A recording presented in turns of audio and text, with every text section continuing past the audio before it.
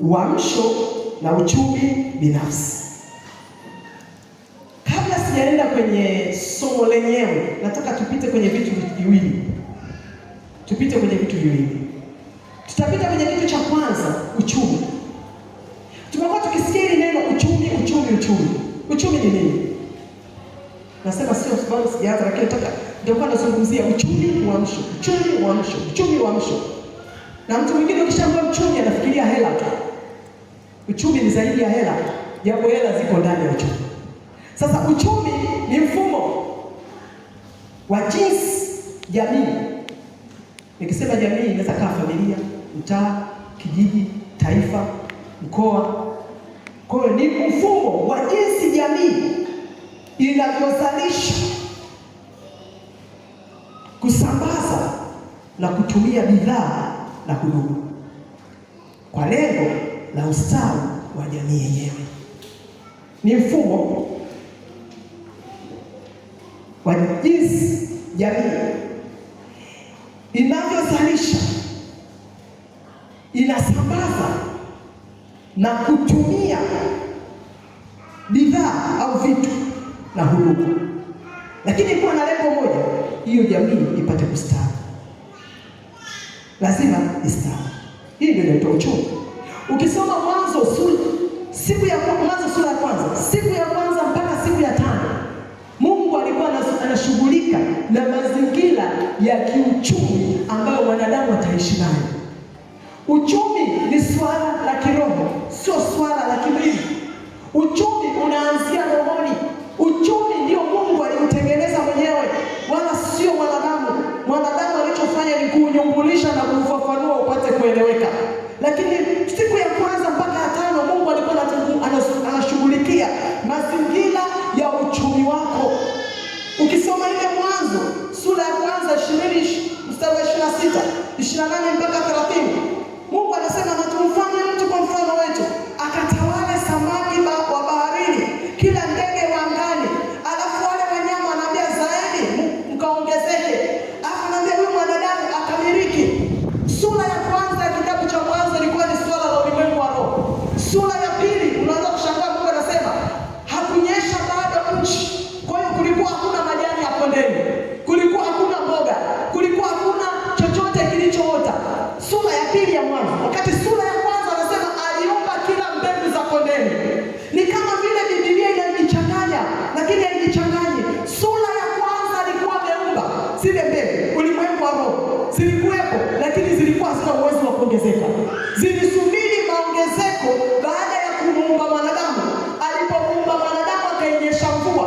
Kwa nini alipomuumba mwanadamu? Kwa sababu anasema mvua haikunyesha kwa sababu hakuwepo mwanadamu wa kuilima ardhi.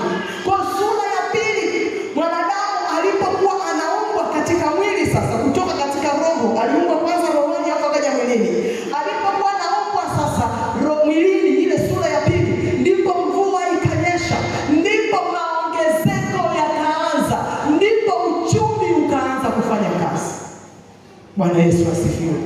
Kwa uchumi ni swala la kiroho, sio swala la kimwili. Uchumi unaanzia rohoni, hauanzii mwilini. Ukifeli kiuchumi rohoni, unafeli mpaka mwilini. Ukifanikiwa kiuchumi rohoni, unafanikiwa mpaka mwilini. Sasa nikitoa mfano, nikisema ni mifumo, nikitoa mfano mtaelewa. Twende kwenye ile kwanza. Anasema mkatawale samaki. Napozungumzia mifumo, maana yake ni mwingiliano wa mtu ya kitu kimoja zaidi ya kimoja, vikiungana vinatengeneza kitu, ndio inaitwa mifumo. Sasa kwenye uchumi tumwangalie samaki. Anasema mkatawale samaki. Kwa nini nasema Mungu aliumba uchumi? Mkatawale samaki. Nataka tumie mfano wa kutawala samaki. Mnajua samaki msemi rohoni, samaki mnaika tia. Mungu aliposema mkatawale samaki, ukishatamka samaki, unamtamka mtu ambaye anahusika na masuala ya usimamizi wa maji. Lazima awe mtu anayesimamia maji, vyanzo vya maji. Kwa nini anasimamia? Samaki asije kapotea. Huyo naye ameingia kwenye uchumi, ili samaki waendelee kuongezeka. Mnaofuatilia taarifa habari mashahidi, mwaka 23 watu wa Kigoma walilalamika sana kwamba huku Tanzania mnatupiga marufuku turuhusu sisi tusivue, lakini ngambo ya pili wanavua. Huku walisema kwamba wasivue ili samaki wazaliane, dagaa wazaliane. Upande wa pili wao wakaendelea kuvua. Kulikuwa na malalamiko hayo kati ya nchi mbili, Tanzania na nchi jirani yao, upande wa pili wa Tanganyika. Kwa nini walikuwa wamezuia? Wale na wenyewe wameingia kwenye swala la uchumi kwamba lazima samaki waongezeke. Wale wasiposimamia swala la maji, maana yake mvuvi hana kazi, samaki usipoongezeka. Mvuvi kama hana kazi, mfumo wa uvuvi, sekta ya uvuvi, kitengo cha uvuvi. Tumeanza na msimamiaji wa maji. Mungu alishaumba, alimaliza. Yule msimamiaji wa maji anaanza na vitu vyote vilivyopo ndani ya maji, anasimamia ili viongezeke. Mvuvi anaenda kuvua. Mvuvi asipovua, mfanyabiashara, mama yule anayeuza samaki, baba anayeuza samaki, dalali wa samaki hana kazi. Sekta ya biashara inahusika. Sekta ya biashara yule amekosa samaki, maana yake wewe nyumbani umekosa kitoweo. Ukikosa kitoweo, hakuna maongezeko ya afya njema kwenye familia. Kwa hiyo tunaposema uchumi ni mchakato ambao unahusisha mwingiliano kati ya mtu na mtu, kila mtu anakuwa kwenye kitengo chake. Ni Mungu ndivyo alivyotekeleza. Bwana Yesu asifiwe. Sasa hakuna aliyekuja duniani hakuletwa asimamie uchumi. Hakuna. Uwe umeokoka hujaokoka, uchumi unakuhusu. Una mpango wa kwenda mbinguni, una mpango wa kwenda mbinguni, uchumi unakuhusu. Una mpango wa kuishi miaka mingi au michache, uchumi unakuhusu. Bwana Yesu asifiwe. Kwa hiyo uchumi, tunapozungumzia uchumi, uko kwenye vitengo mbalimbali. Kuna vitengo vya ajira.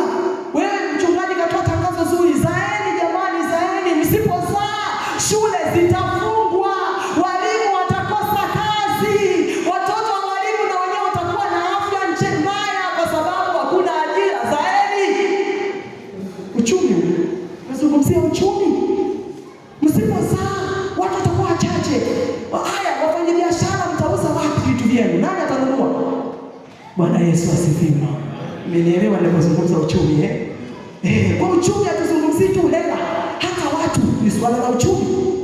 Unapokuwepo wewe unasababisha mwingine asogee. Usipokuwepo wewe mwingine asogee kiuchumi. Kwa uchumi tunaingiliana sisi kwa sisi.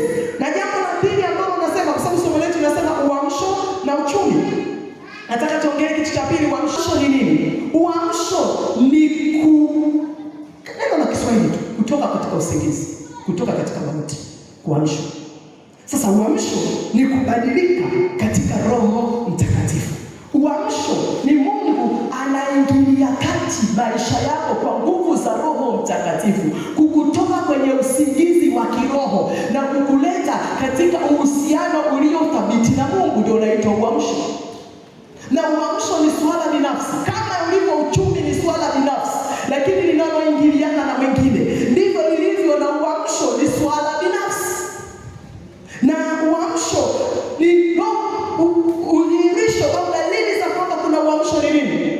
Dalili za kuonyesha kwamba kuna uamsho, kuna ukuaji wa kiroho. Huu ukuaji wa kiroho si maanishi wa kikundi. Wewe mwenyewe unafika mahali unasema, sasa hivi niko vizuri, sasa hivi ninaweza hiki.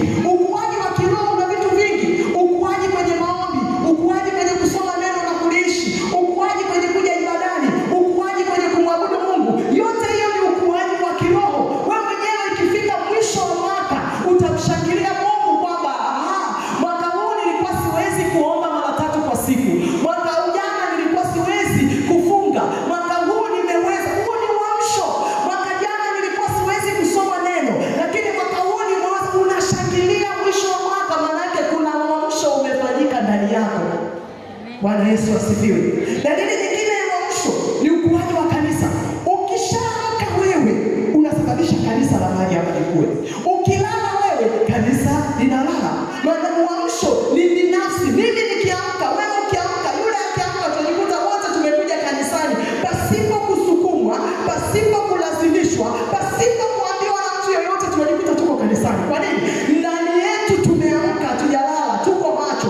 Mimi sijalala, wewe sijalala. Kwa hiyo nguvu ya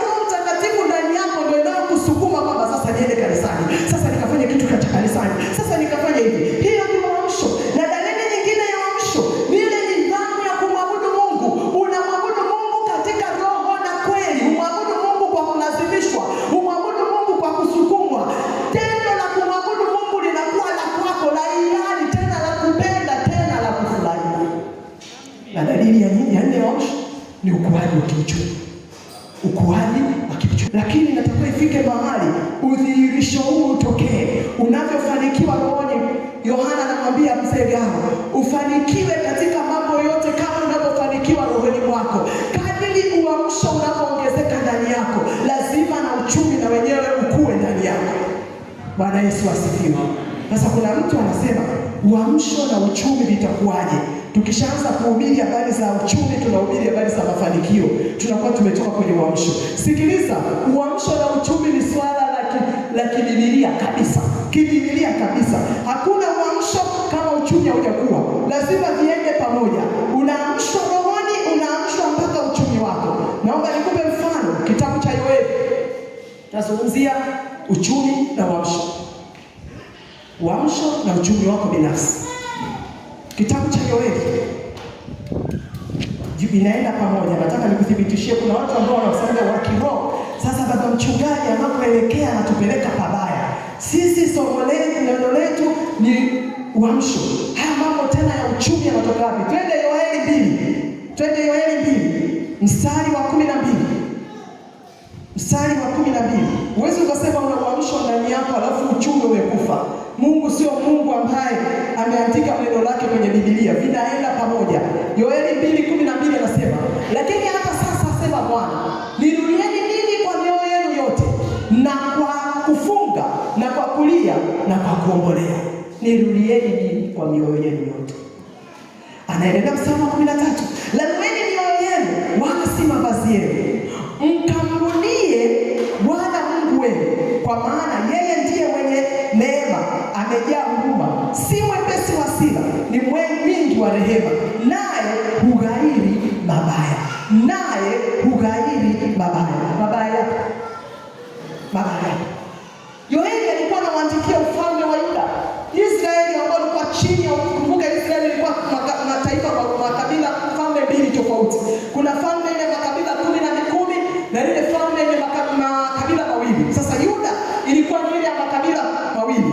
Sasa katika ile makabila mawili, ujumbe ukatoka kwa kinywa cha nabii Yeremia kuambia Yeremia, hawa watu walirudie, wakishanirudia waomboleze, walanue mioyo yao, na wakishanirudia mimi nitaghairi mabaya. Swali linakuja, mabaya yapi? Haya mabaya naomba tuyapate. Yoeli ile, haya mabaya tunayapata kwenye Yoeli ile 1 mstari wa 4. Usifunike hapo kwa Yoeli, tutasoma sana hapa. 1 mstari wa 4. Anasema, yaliyosazwa na tunutu yameliwa na nzige. Yaliyosazwa na nzige yameliwa na palale. Yaliyosazwa na palale yameliwa na manumaru. Naomba nikiwa na nini ufuatishe pale ninaposoma. Uliye na Biblia, nimesoma Yoeli 1:4. Narudia. Yaliyosazwa na tunutu yameliwa na nzige. Na yaliyosazwa na nzige yameliwa na palale. Na yaliyosazwa na palale yameliwa na madumadu. Yoeli 2:25.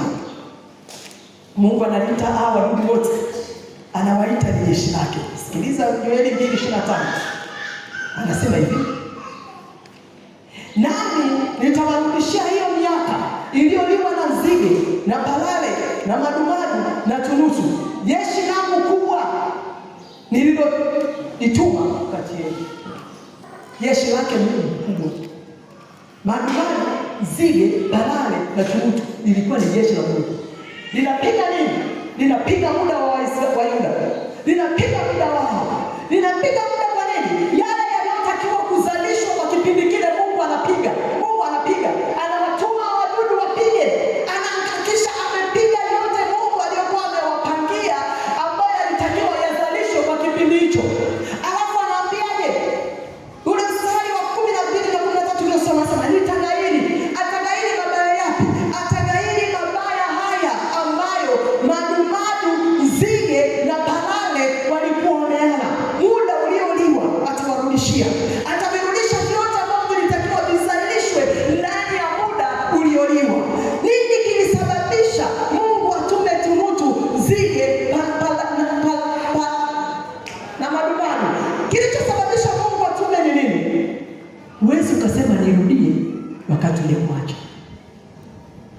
Mungu asingesema nirudieni kama hawakumwacha.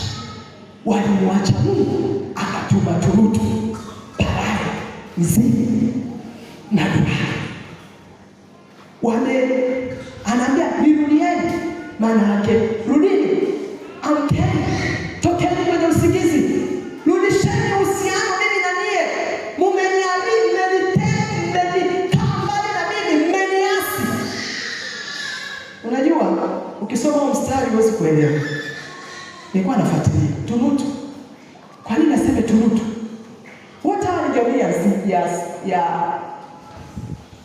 panzi. Wote jamii ya panzi. Nazungumzia uamsho na uchumi.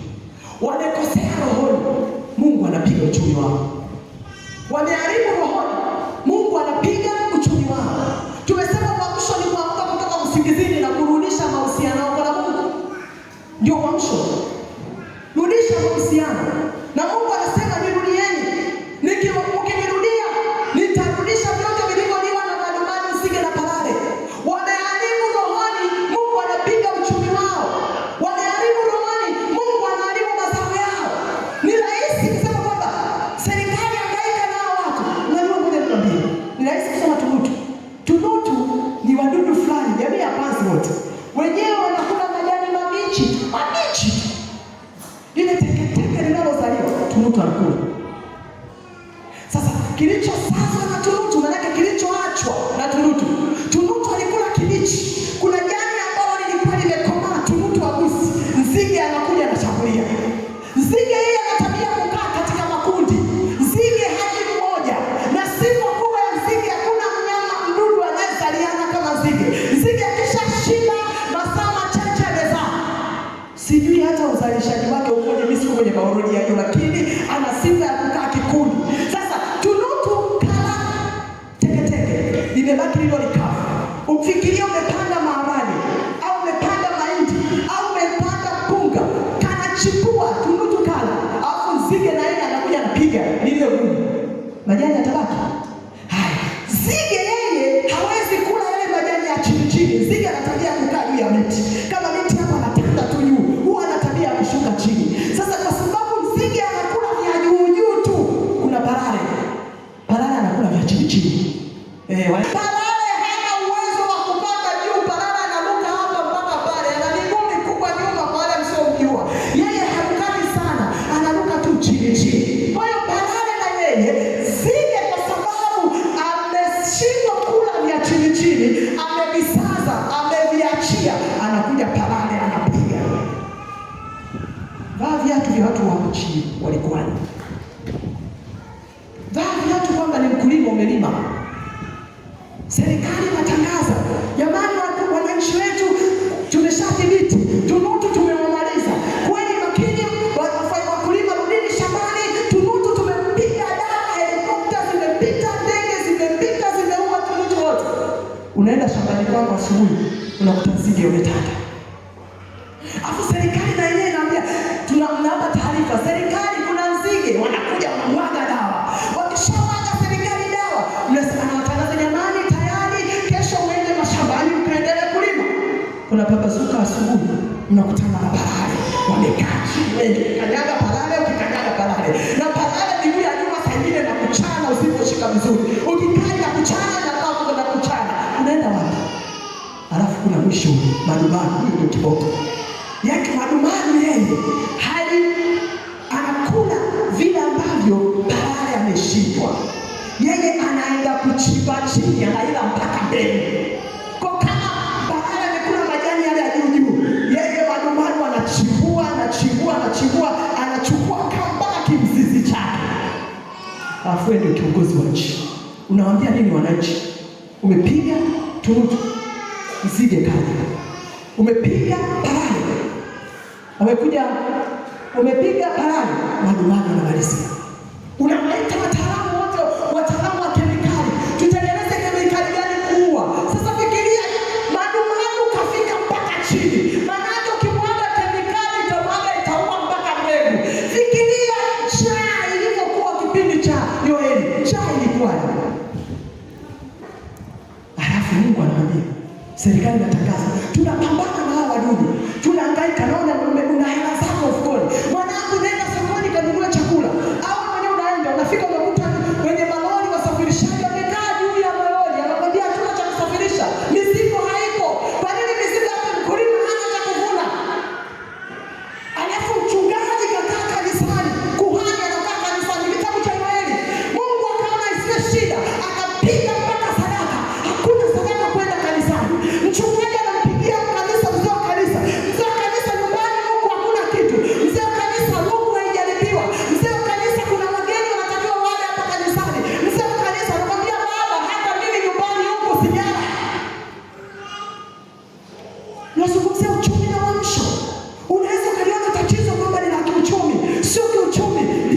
ulianzia rohoni.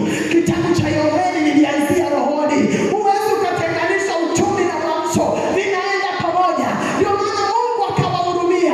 Bwana ametuletea neno zuri, anasema Bwana alipoona wivu akawahurumia watu wake. Mungu akafika mahali akawahurumia watu wake, akasema nifanyeje? Yoeli, nenda kawaambie walalue mioyo yao, walalue wanirudie mimi, nikiwaponya rohoni ninaponya uchumi wao. Walipofika wakalalua mioyo yao, Mungu anawashukia tena, anamwambia ninarudisha vyote vilivyoliwa na madumadu, nzige na parare na tunutu, vyote ninavirudisha. Ninarudisha kwa muda mfupi. Uponyaji wa uchumi ulianzia rohoni kabla haujawa mwilini. Bwana Yesu asifiwe. Wangapi mmenielewa nikisema uchumi na uamsho binafsi vinaenda pamoja?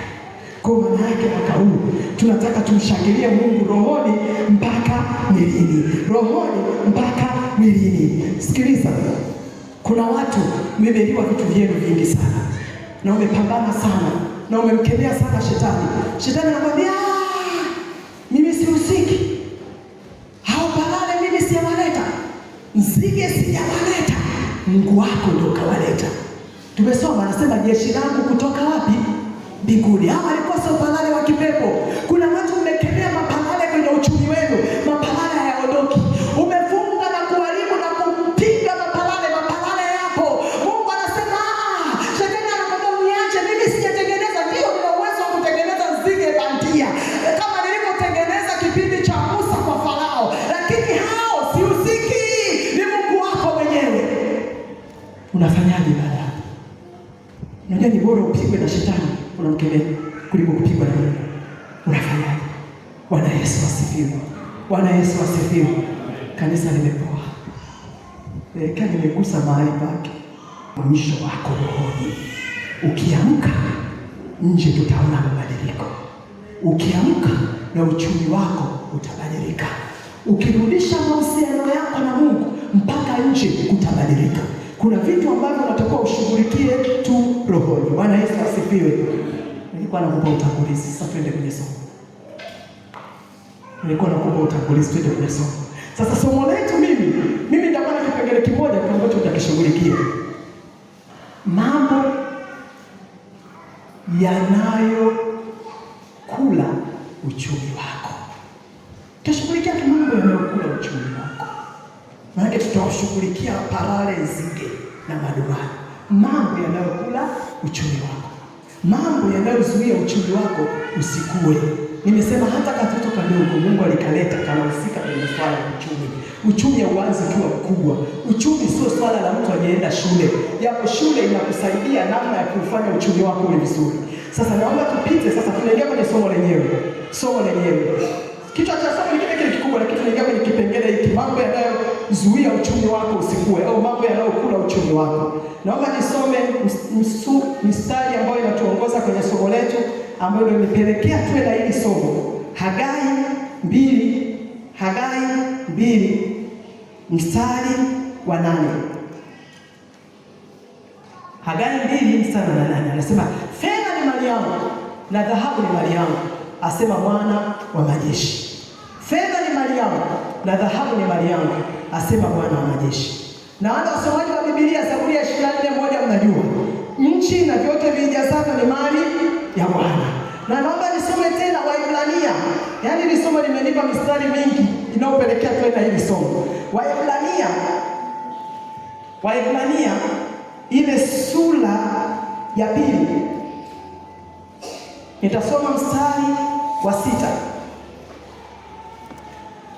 mpaka wa 8. Uliye na Biblia naomba ufungue. Na naomba ikiwezekana weka alama hii mstari wa Ibrania. Anasema mwanadamu ni nani hata umkumbuke? Ama mwana wa binadamu hata umwangalie? Umemfanya mdogo punde kuliko malaika.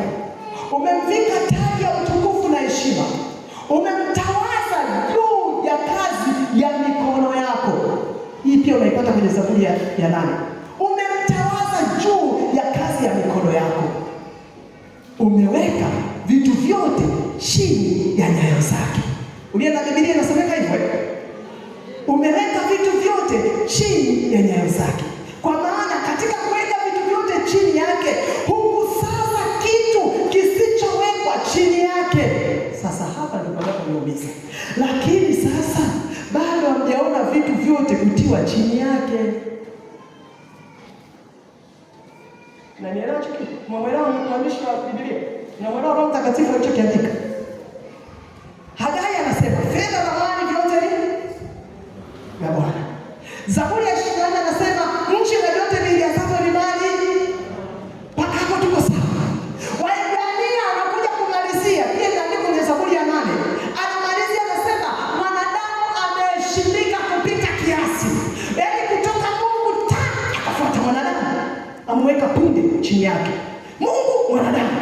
Maana yake amemweka juu zaidi. Na sio kumweka juu zaidi, akammilikisha vitu vyake vyote. Vipi? Fedha na dhahabu ambayo ni mali yake. Akammilikisha vitu vipi? Nchi na vyote vijazavyo, vyote akammilikisha. Akaviweka chini ya mwanadamu, akamweka juu ya kazi yote ya Mungu. Alafu sikiliza kinachohuzunisha. Mbingu inashangaa. Lakini sasa bado hamjaona vitu vyote kutiwa chini yake. Biblia inashangaa vyote viliwekwa ni yenu, lakini havionekani kuwa chini yenu. Shida imeanzia wapi? Tatizo limetokea wapi? Ulipookoka ukafanyika kuwa mwana wa Mungu. Kama ni mwana wa Mungu, manake vyote vya Mungu ni vya kwako. Kama vyote ni vya kwako, shida imetokea wapi? Mbona una? Na mtu ananijibu na mimi sina kula na kunywa na lala niko salama. Sikiliza. Mungu hakukusudia Israeli wale hana na kwale. Kile kilikuwa chakula cha mpito tu. Ule ulikuwa sio uchumi wao. Uchumi wao ulikuwa asali na maziwa. Kila mtu amekusudiwa cha kwake. Usifurahi kula mana na kwale, kuna siku inakata. Mungu anataka ufike kwenye kiwango hicho anachoniuliza. Kila kitu alikupa. Kwa nini hakitokei kwako? Tukasomea Mhubiri. Mhubiri 10. Mhubiri 10 mstari wa 5. Mhubiri 10:5 taruka na 7. Hili ndio linaniumiza zaidi. Liko baa nililoliona chini ya jua, nalo ni kama kosa litokalo kwake yeye atabalaa.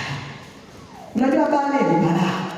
Yaani Mhubiri aliona balaa chini ya jua. Tena ili balaa litokana na kosa la yule anayetawala. Sasa sikiliza, kuna balaa mstari wa 6, sitaki unataka twende mstari wa 7. Hilo balaa ndio niona Mhubiri. Mimi nimeona mtumwa amepanda farasi na wakuu wakienda kwa miguu juu ya nchi kama watumwa. Manake hivi, wewe sio wokoka. Wewe sio wokoka. Wewe sio mwana wa Mungu. Wewe sio umetawazwa juu ya vitu vyote vya Mungu. Wewe sio vitu vyote viko juu yako. Wewe unatakiwa kutumikiwa, sio kutumikia. Tuko sawa? Sasa Mhubiri anasema alishangaa kuona hilo balaa ulimwengu wa roho. Aliona nini? Aliye mkuu ameshikilia bijanga hatamu za farasi. Alafu juu ya farasi aliyepanda ni mtumwa wake, anamkongoja farasi. Mtumwa akapanda juu ya farasi. Wewe uliye mkuu unatembea chini ya miguu. Unatembea kwa miguu. Kimepinduka. Ilitakiwa wewe ukae juu, alafu mtumwa wako akokote yule farasi. Uliye na Yesu unatembea chini.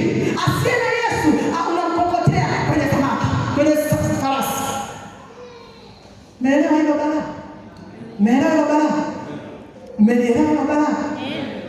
Alafu jitazame mwenyewe. Umepanda juu ya farasi?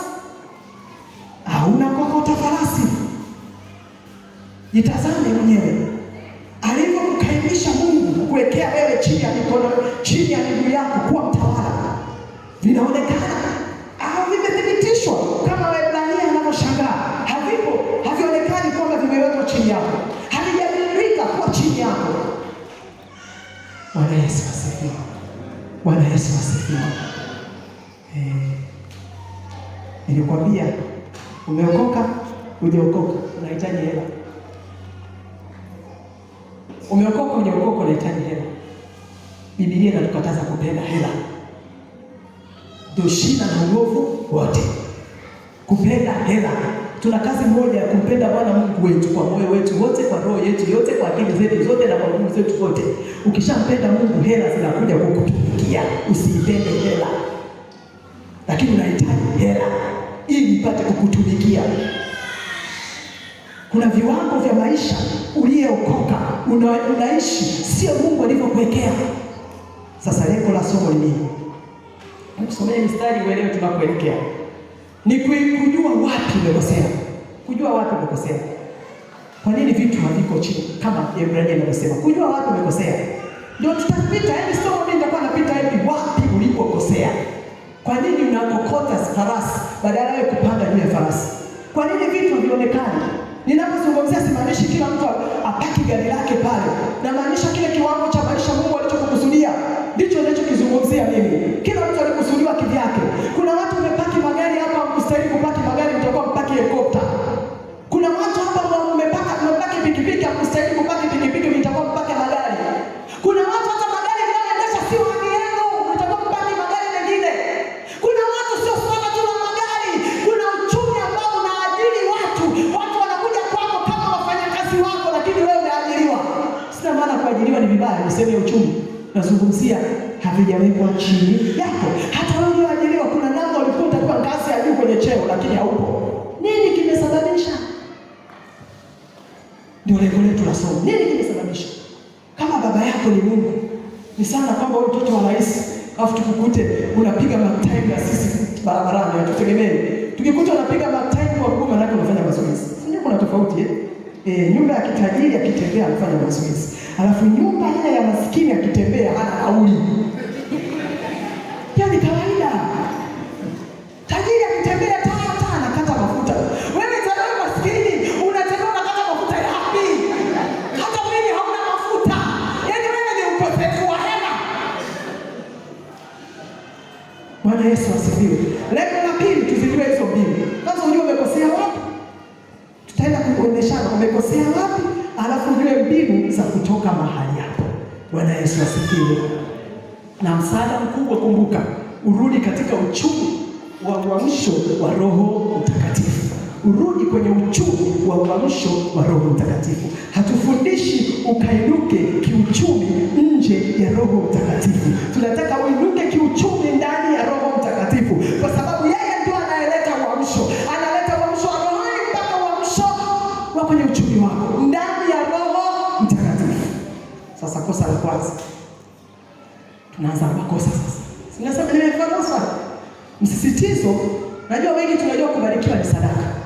Na niwaambia uchumi na uamsho watu mshasema ni sadaka. Sawa, nitapita kwenye sadaka, lakini msisitizo sio sadaka. Msisitizo ni kwa nini fedha, mali, vitu haviko kwako. Ndio msisitizo tunaotembea nao. Kwa hiyo tukipita kwenye sadaka sema, "Mwalimu alifundisha sana sadaka." Mimi nafundisha umekwamia wapi? Alafu tutakaposoma siku ya Ijumaa saa 12:30 tutatumia saa nzima ya kuomba. Kwa hiyo tutatangulia kuomba maombi ya kitaifa. 12:30 tutaomba sana hii somo tunaloona nalo. Aliye tayari, asiye tayari alazimishwe. Bwana Yesu asifiwe. Jambo la kwanza linalokukwamisha. Pingamizi. Jambo la kwanza ni pingamizi, au nikisema lugha hii ni rahisi. Pingamizi au stop order katika ulimwengu wa roho. Stop order inaeleweka Pingamizi au stop order. Nikisema stop order kama ni Kiingereza lakini hamna mtu asielewe. Si mkikutana nyumba, mfano nyumba wanakwambiaje? Simamisha ujenzi au stop order. Wangapi umeona hilo neno linaandikwa kwa rangi nyekundu? Ndio tunalozungumzia. Maana yake ni amri ya kuzuia, amri ya kusitisha. Kwa hiyo tatizo la kwanza linalokufanya visiwekwe chini yako, kuna pingamizi tena kihalali au stop order katika ulimwengu wa roho. Kama nilivyosema, stop nani ulimwengu wa roho. Uchumi ni swala la ulimwengu wa roho. Kama ni swala la ulimwengu wa roho, inaweza likawekewa pingamizi au stop order kwenye ulimwengu wa roho kabla halijatokea ulimwengu wa roho. Unapigwa stop huko ulimwengu wa roho. Na hata ukiwekewa stop order, uweze kusema mfano ni kiwanja chako ulikuwa unajenga. Unaenda asubuhi ameandika stop order au simamisha ujenzi, fika halmashauri au fika mahakamani. Vyovyote atakavyoandika, lakini simamisha, fika kwanza. Wanapokuambia ile sentensi, maana yake kuna kitu unatakiwa ukitatue kwanza, ndipo uendelee na ujenzi, ndipo uendelee na hatua zinazofuata. Sasa wewe ukasema kwamba mimi kwanza nimepima wizara ya ardhi, walinipa hati, mimi naendelea tu kujenga. Ukishaamua stop, kalishughulikia lile jambo kwenye ngazi husika. Maana yake kama nakwambia stop order, yamkini hukulipa kodi za nchi kwa ajili ya ujenzi, kupata kibali cha ujenzi, au yamkini kuna mwingine anasema pale ni pake. Kwa hiyo lazima ukalishughulikie kwanza lile jambo. Kama ni kwenda na hati zako, uende kama jamani, mimi ndio nilinunua, mubishane, maamuzi yatolewe halali, nani mmiliki, ndipo uendelee. Lakini ukijifanya ni changu, atanifanya nini? Nakwambia kama ilikuwa ni kesi mahakamani, ukamaliza kujenga, yule kule basi umekaidi mahakama, kule wakaendelea kusikiliza ile kesi, wakampa haki yule, linabomolewa hata kama ni gorofa. Kaambia una watu wako nalia, ni pangu kabisa. Wanauliza, ulikuja mahakamani kusikilizwa? Hapana, alikosema ulikuja kusikilizwa, tumempa haki. Kwa hiyo hata ulimwengu wa roho panapopigwa stop order, lazima uishughulikie ili uendelee. Hata kama kitu ni cha kwako kihalali, lazima ushughulikie kilichosababisha kuwepo kwa stop order. Bwana Yesu asifiwe. Sasa pingamizi au stop order inaweza ikawekwa na Mungu mwenyewe kwenye uchumi wako, au shetani, au urithi mbaya. Kuna mtu nimesema na Mungu mwenyewe kashtuka. Mungu tena niwekee stop order? Ndio. Mungu anakupiga stop order, hakuna kufanikiwa kiuchumi. Hakuna kufanikiwa. Unaomba, unafanya nini? Hakuna kufanikiwa. Yeye mwenyewe anatoa amri stop order. Na akishatoa stop order, maana yake hakuna stop order bila walinzi. Unaona kipiga stop order kunakuwa na mgambo wanaolinda. Kwa hiyo hata kama ni stop order imepigwa na Mungu mwenyewe, kuna malaika wanaolinda, hakuna kufanikiwa. Kama ni stop order imetolewa na shetani, maana yake kuna mapepo yanayolinda, hakuna kufanikiwa. Kadhalika hata kwenye urithi. Bwana Yesu asifiwe. Roho Mtakatifu nisaidie watu waelewe hili kitu. Sio muda wa kwamba kemea. Kuna vitu nakemea, shetani anakuambia wewe, mimi sihusiki, niache. Sasa tutaanza na pingamizi la kwanza. Ile sana nenda sana. Tunaanza na pingamizi la kwanza. Pingamizi kutoka kwa Mungu. Leo tutashughulikia pingamizi kutoka kwa Mungu. Stop order iliyowekwa na Mungu. Yaani mwenyewe kwa kuwekea stop, hakuna kufanikiwa. Kiuchumi hakuna kusogea. Na ili tuende, nitaenda vizuri kwa mifano. Tukienda kwa mifano ndio utaelewa. Mfano wa kwanza ndio tuliopita, ustakaa sana, ule wa Yoeli. Yoeli tumesoma ile mstari tuliopita. Ile ilikuwa ni stop order ya Mungu mwenyewe. Aliwastopisha sadaka zisiende kanisani. Alistopisha uchumi wa makuhani. Kwamba sadaka, kuna mtu anasema hapo sijapaona. Twende Yoeli 1:13. Nasema tutaenda stop order ya Mungu, yaani pingamizi ya Mungu. Tunaenda kwa mifano utaelewa. Tunaanza na mfano wa kwanza kwenye kitabu cha Yoeli mwenyewe. Tutaanza na kitabu cha Yoeli. Tufungue Yoeli ile sura ya kwanza, mstari ule wa 13. Cheki stop order ilivyogusa uchumi wa makuhani, kama alitoshi ukagusa na uchumi wa watu. Yoeli 1:13 inasema hivi: jikazeni mkaomboleze, enyi makuhani. Makuhani ni watumishi wa nyumba ya Bwana. Jikazeni mkaomboleze, enyi makuhani. Pigeni yowe, enyi wahudumu wa madhabahu. Njooni mlale usiku kucha katika magunia, enyi wahudumu wa Mungu, kwa kuwa sadaka ya unga na sadaka ya kinywaji imezuiliwa katika nyumba ya Mungu wenu. Sadaka ilizuiliwa. Stop order, hakuna kupeleka sadaka. Nendeni mkanisani mkasali, lakini hamna kutoa sadaka. Nendeni mkacheze nyimbo za sifa na kuabudu, lakini marufuku kutoa sadaka. Sasa makuhani huko madhabahuni, sema mchungaji wangu nazungumzia wakati wa Yoeli. Makuhani huko madhabahuni wameka sana. Toka shetani, achia watoto watoe sadaka. Achia wana Mungu. Mungu ana shetani ajaye si usiki. Aliyezuia sadaka ya unga na ya divai sio mimi. Aliyezuia ni Mungu mwenyewe. Na kwa nini Mungu alizuia? Alizuia baada ya kuona makuhani wamekaa tu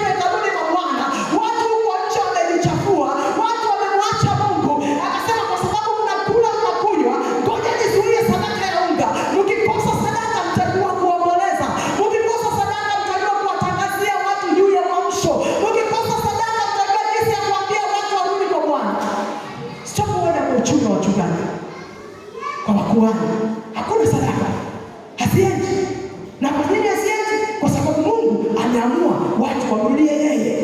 Kwa hiyo hii sadaka ilipelekea makuhani kuanza kutafuta uso wa Mungu, wanunue mavazi yao ili wamshaurudi. Lakini uchumi wa wachungaji ulikuwa umeporomoka, uchumi wa watumishi ulikuwa umeporomoka, na sio uchumi wa watumishi tu, uchumi wa watu wengine wote ulikuwa umeporomoka, mpaka wanyama walikuwa wanalia na kuomboleza. Kasome vizuri kitabu chako cha Yoeli, kasome vizuri bwana.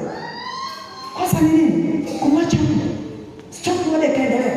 Fikiria wachungaji, samahani natumia wachungaji kwa sasa hivi. Fikiria makuhani na wahudumu wa madhabahu wanakesha, wanalia sadaka zije. Tunataka tumalize ujenzi, tunataka tumalize hiki, tunataka tumalize hiki, tunataka tumalize hiki. Sadaka haziji. Na sio sadaka tu haziji. Sadaka nayo inatoka kwa Mungu. Mungu ameenda kupiga mazao.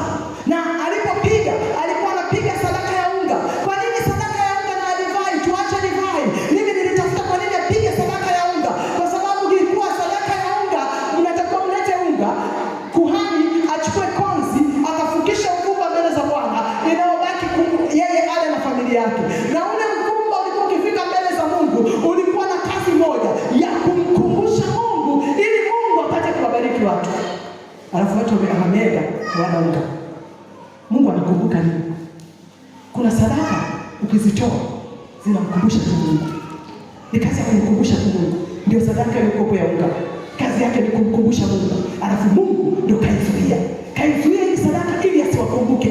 Kwa nini asiwakumbuke? Ili uchumi wao ufe. Ili uchumi wao ukifa, wakumbuke ya kwamba wamemwacha Mungu. Hii stop order haikutoka kwa shetani, ilitoka kwa Mungu mwenyewe. Kwa nini haije kukuta hivi? Unakuja kanisani, una sadaka vizuri kwenye wallet yako au kwenye pochi, wanaita kapu hapo, watu wanapita, wametulia tu, wametulia tu. Si kwamba hauna, unayo, sio kwamba hauna, unayo. Alafu kitoka pale, nitoe hii watoto kesho shule, nitoe hii watoto itakuwaje, nitoe hii kodi ya nyumba itakuwaje. Mungu anasema sawa, ninakuzuia. Anapozidi kukuzuia Mungu, maana yake hakuna anachokikumbuka juu yako kwa habari ya uchumi wako. Hakuna kumbukumbu lako. Hakuna. Unarudi Jumatano au Ijumaa, Mungu kumbuka uchumi wangu. Wapi aanzie kukumbuka? Nini kinachomkumbusha wakati alikuzuia usitoe sadaka ya unga, usitoe sadaka yako? Kwa nini alikuzuia? Kwa sababu anataka utengeneze hali yako ya kiroho. Ukitengeneza hali yako ya kiroho, utoaji wa sadaka unakuwa sio mzito kwako. Ukishaona utoaji wa sadaka ni mzito kwako, hali yako ya kiroho haijakaa sawa. Amen. Sijaribu kusingizia kwamba mambo ninao mengi, ni hali ya kiroho haijakaa sawa. Tengeneza uhusiano wako na Mungu. Mungu ataruhusu utoe sadaka. Akisharuhusu utoe sadaka, uwe na uhakika hujaomba, umeomba, anakumbuka. Kuna kitu kinachomkumbusha. Kaangalia sadaka ya Nuhu, anasema ilikuwa ni manukato mbele za Mungu. Ile manukato Mungu akasema nilifanyia nini Nuhu? Nuhu, ninakuahidi sitapiga tena dunia kwa maji. Na ninafanya nini Nuhu nikumbuke? Ninatengeneza unitani upinde kisema chake. Upinde, natengeneza upinde wa mvua. Nuhu, ili nisisahau. Kuna watu mnatoa sadaka namna ambayo Mungu amewatengenezea upinde wa mvua. Kwa namna ambayo hata ukiwa popote, Mungu kule mbinguni anatazama. Huyu upinde huu naukumbuka sadaka yake ya siku ile. Kuna watu hakuna kinachomkumbusha Mungu. Mungu mwenyewe atapiga stop order. Unaenda kwenye biashara yako inakufa.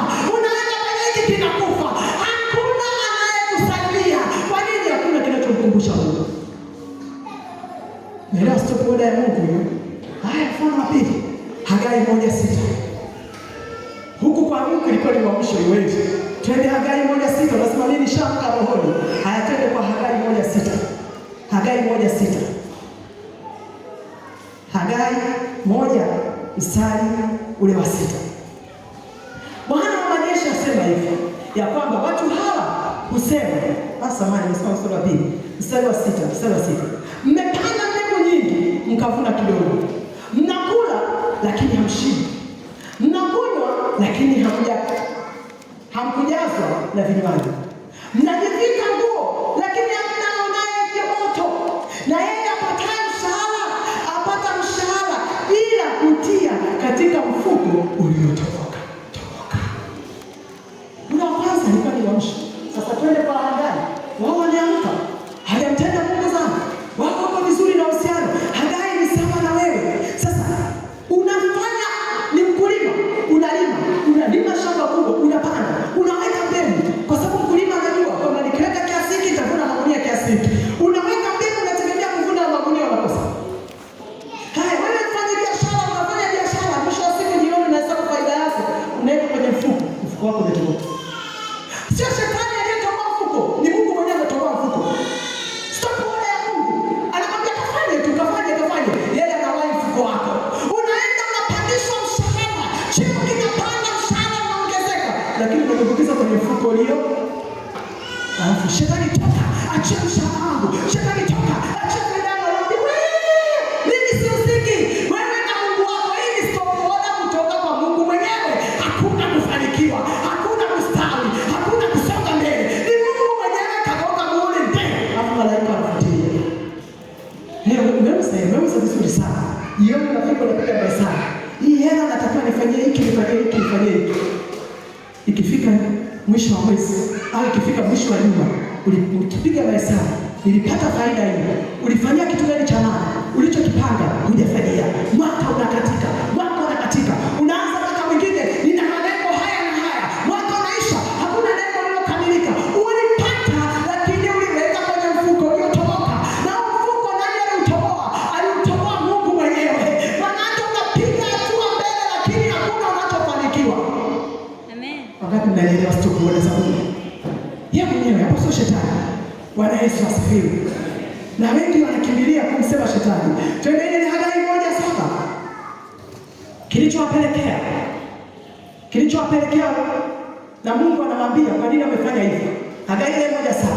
Bwana majeshi asema hivi, zitafakarini njia zenu. Stop order ya kipindi cha Hagai ilitokana na njia zao. Ndio maana Mungu anakuambia na wewe, malengo yako hayafanikiwi.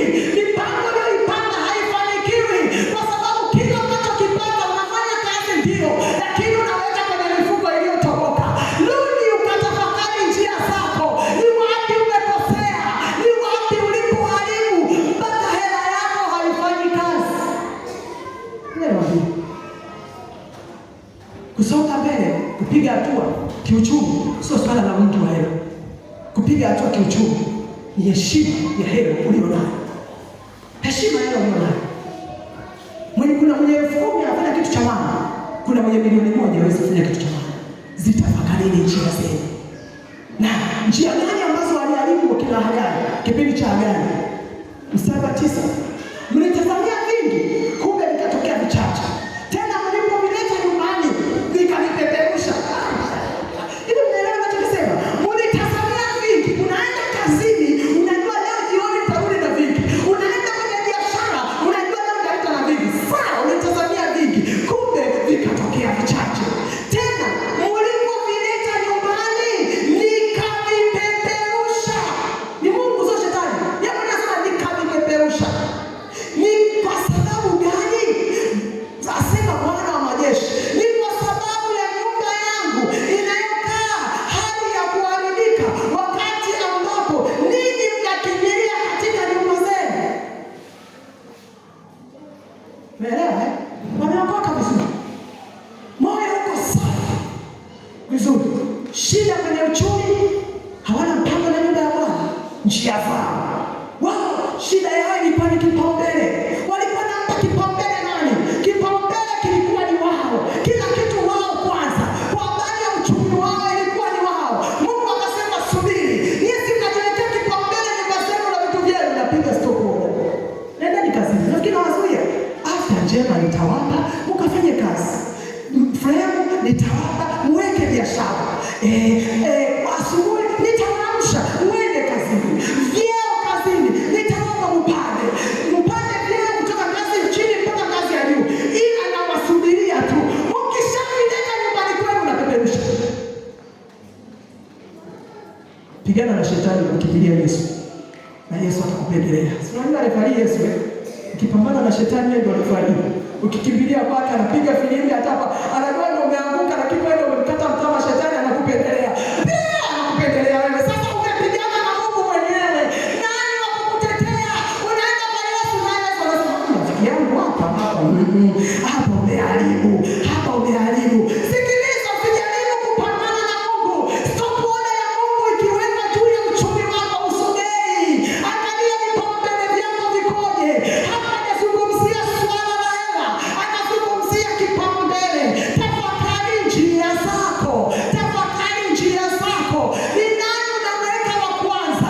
Unaniweka mimi Mungu au unaweka vitu vyako kwanza? Bwana Yesu asifiwe. Nisiende mbali, hii ilikuwa ni tu. Narudi tu. Nafika pale nakutana na nyasi mpaka mlangoni. Nani akuona nyasi nje? Wote mmeona nyasi eh? Mbona mnakuwa rohoni sana? Naomba mrudi mwilini. Nauliza hivi, hapa nje hakuna aliyeona nyasi? Nani kipofu tumuombee au tukamtafutie miwani? Wote mliona nyasi pale nje. Swali langu ni hili, nani nyumbani kwake kuna nyasi mpaka mlangoni? Naomba tukibizane. Nani nyumbani kwake kuna nyasi mpaka mlangoni? Haisi sema hapa kujenga nyumba. Sisi tunajenga nyumba ya Bwana. Nyumba ya Bwana inakaa katika hali ya kuharibika. Wewe nyumbani kwako umekaa vizuri. Hakuna takataka, hakuna nyasi. Lakini ukija nyumbani kwa Bwana, ukichikamata takataka unaacha kwenye kitu ulichokaa. Ukikamata takataka unaziacha nje ovyo. Nyasi zipo, unasema halinihusu. Kila uchafu upo, halikuhusu. Lakini nyumbani kwako sio uchafu. Maana yake umempa kipaumbele wewe, sio Mungu. Mungu anakuambia zitafakari njia zako. Kama wewe nyumbani kwako hutaki kuwa uchafu, au unataka nyumbani kwa Bwana kuwa uchafu kwako, sawa, unasema niko busy nyumbani kwangu nampa mfanyakazi. Kwa nini usimpe mfanyakazi wewe aje kufyeka nyumbani kwa Bwana? Nazungumzia mfano wa kawaida. Kipaumbele chako ni nini? Kama kazini kwako una uwezo wa kuamka saa 11 unaenda kazini, kwa nini siku ya nyumba ya Bwana unakuja saa 3? Naongea vitu vya kawaida. Kazini kwako kwenye biashara yako saa 10 umeamka, lakini nyumbani kwa Bwana unaingia saa 3 saa 4 wakati ibada inaanza saa 1. Zitafakari njia zako. Mungu anakuwekea stop order. Aligombana na kina Hagai kipaumbele. Kipaumbele kwenye muda, kipaumbele kwenye mali, kipaumbele kwenye kila jambo unalofanya. Nani anakuwa namba moja? Kuna watu Mungu mtakatifu anambia bado hajamaliza hapo. Kuna zamu za usafi kanisani. Wewe kwenye zoni huji kufanya usafi. Kujitolea mwenyewe siku yako mwenyewe huji. Yaani wewe ni haupo. Alafu mmoja baba niombee nivuke kiuchumi.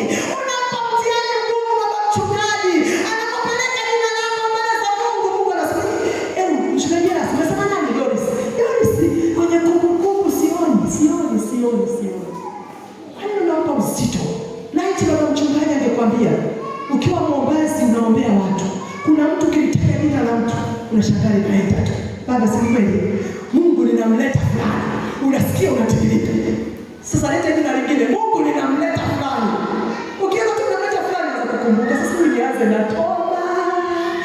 Nianze Mungu mrehemu. Nianze Mungu nianzie wapi? Sio mchungaji anayechagua. Mbingu inayosema lete hoja zenye nguvu. Manake kama mchungaji anatamka jina lako, mbingu inasema sawa, huyu tunamjua. Hoja gani unaitaka? Mungu mkumbuke hiki.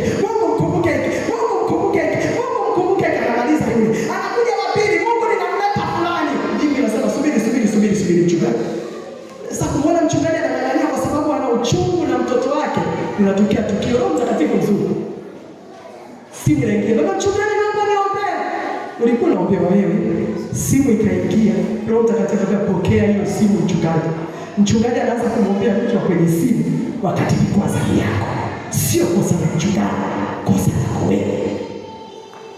Hauko kwenye mambo ya Mungu. Unaweka kipaumbele. Bwana Yesu asifiwe. Sitafakari njia zako.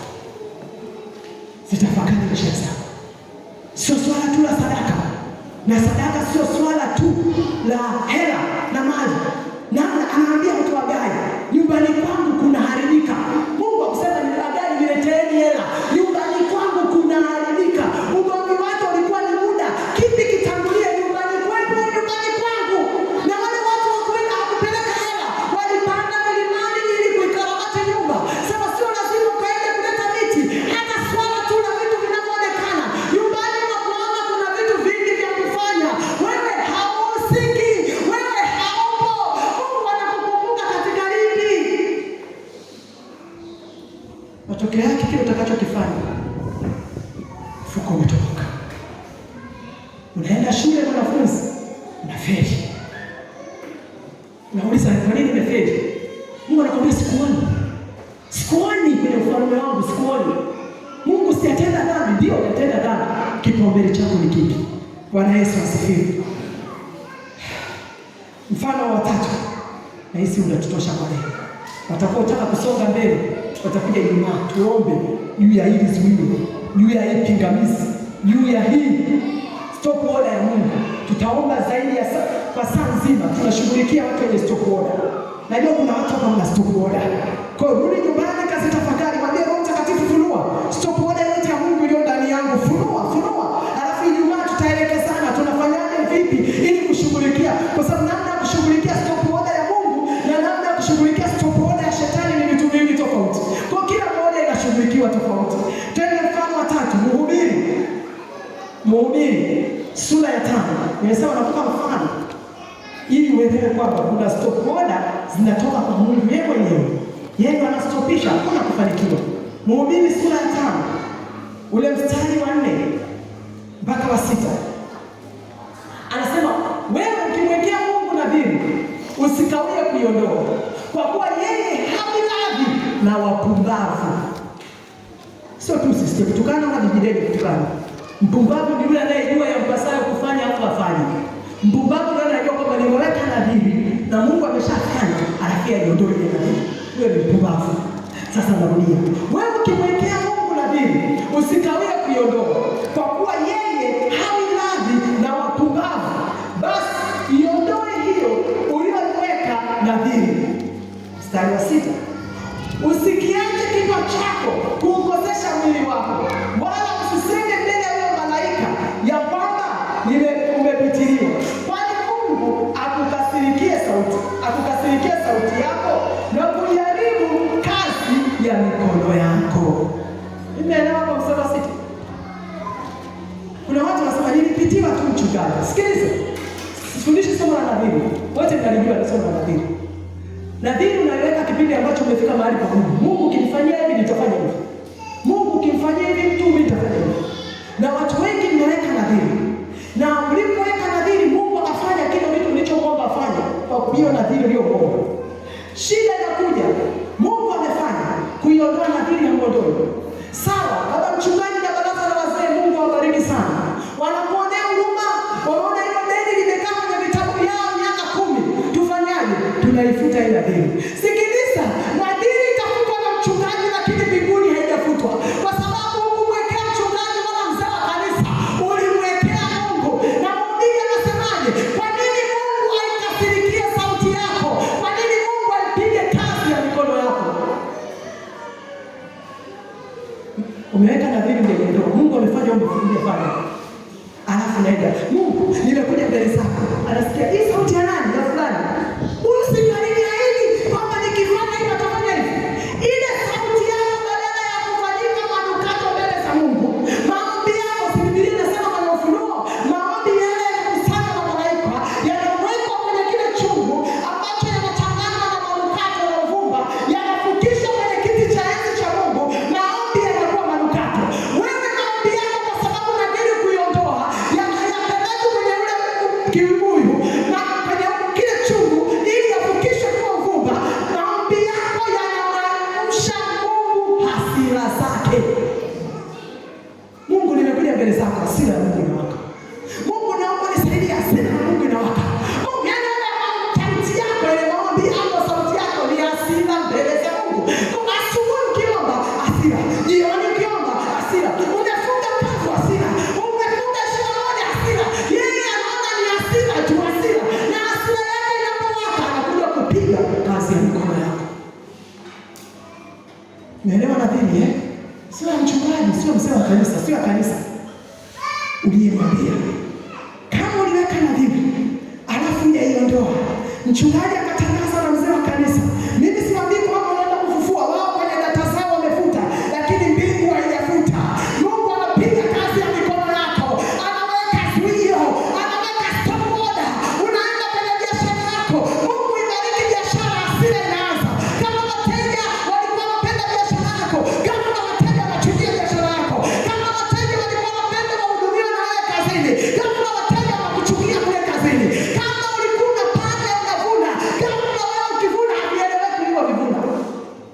nadhiri.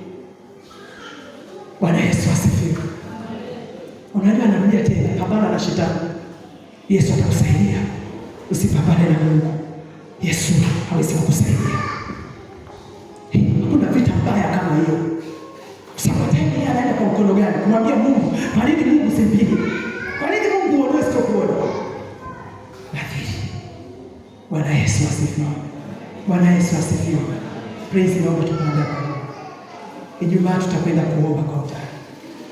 Wale ambao wana sitokuona ya Mungu kwenye uchumi wao. Nimetoa tu hii mfano. Iko mingi, muda wangu haitoshi. Iko mingi sana mifano, muda wangu hautoshi. Lakini kuna stop order nyingi kutoka kwa Mungu ambazo watu mmewekewa. Ni nyingi sana, nyingi sana. Rudi nyumbani leo, kazitafakari njia zako. Alafu Ijumaa njoo tufundishane tunaondoaje stop order ya Mungu. Tunaiondoaje? Nimekupa mfano, hata kama ni kiwanja chako kikipigwa stop order, lazima uende eneo husika ukaishughulikie. Kwa nini umekuwekea stop order? Kwa hata kama stop order umepigwa na Mungu, Mungu amepiga kwamba hutaki kufanikiwa. Hajakwambia umeokoka, lakini kwenye uchumi hakuna kufanikiwa. Hajakwambia umeokoka, lakini kwenye uchumi hakuna kusogea. Utaomba uponyaji wa afya, utapona, lakini uchumi hautapona. Utaomba Mungu ainue watoto, upate watoto, utapata, lakini uchumi anapiga. Anajua kila kitu, Mungu anakuja anapiga kwenye uchumi. Kwa sababu kwa hiyo Mungu akupambana nao, waliendelea kuzaliana, akupiga magonjwa, akupiga kitu chochote, anaenda kupiga uchumi. Anaenda kupiga uchumi. Lakini mmoja ya kupambana na Mungu anakuja kupiga uchumi. Hebu tulitie Yesu. Praise